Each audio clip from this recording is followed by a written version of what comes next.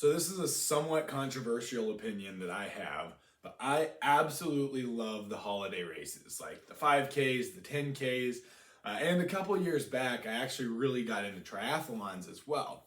And a big part of that is I just really enjoy being around a community of people that have made healthy decisions and are making that decision, have a goal set in front of them, and are actively pursuing that goal. I just thoroughly enjoy that. And with triathlons, it's kind of this next level. You're combining a few different things. So you start with a swim, then you go to a bike ride, and then you have a run to finish it off.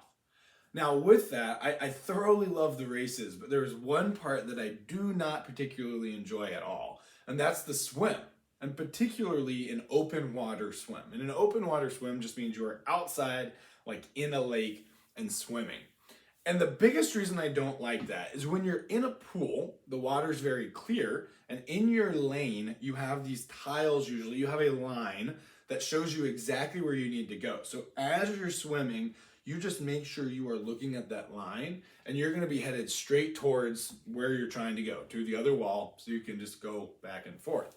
When you're in a lake, you don't have that. It's not very clear, you can't usually see the ground, and so you have to do what's called sighting. So every 5 or 10 strokes, you're gonna go in and you're gonna raise your head above the water, which lowers your legs, it slows you down, and you're gonna look where you're trying to go and reorient yourself to make sure you're headed in that direction. So you end up kind of doing this little squiggly line if you're not a good swimmer like me.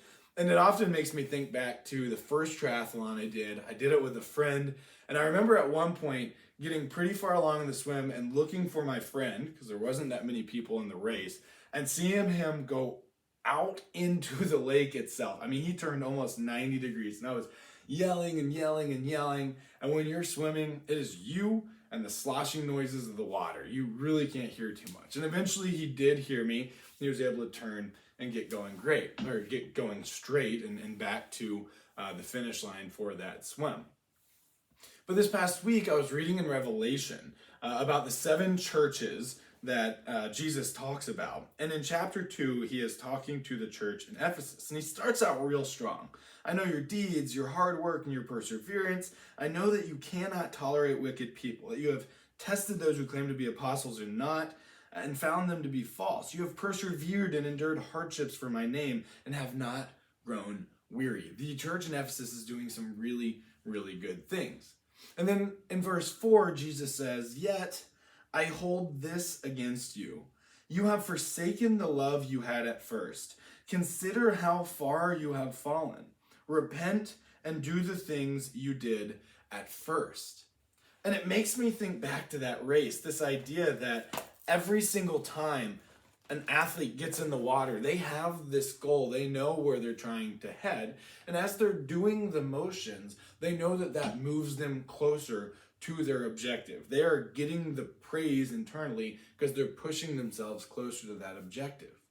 But how far the church in Ephesus had fallen because they weren't sighting themselves with Jesus. They didn't have those touch points to ensure that they were going the right direction as they were trying to get there. So how do you deal with that in your life? How frequent are your touch points with Jesus? Would you equate it to swimming in a pool where you are following this line because there's almost a constant direction, a constant communication back and forth? Is it more like an open water swim where every 5 or 10 strokes you're going? Or is it maybe even like my friend who was backstroking himself out into a very large lake because he hadn't turned to look where he was going? I think there's 2 really practical things that we should do.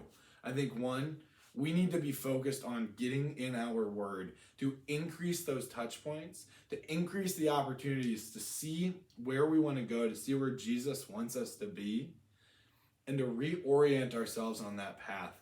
And I think number 2 is surrounding ourselves with community that sometimes even when we aren't looking where we're going, they're going to be over there yelling for us, telling us we're going the wrong way. We need to turn back and help us get to where we also want ourselves to go.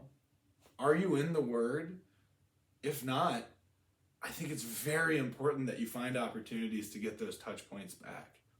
Do you have that community that will help bring you back?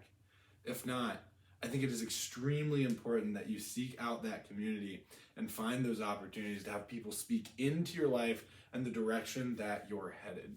Because guys, sometimes we think we're going the right way, but we are blind to where we're actually trying to go.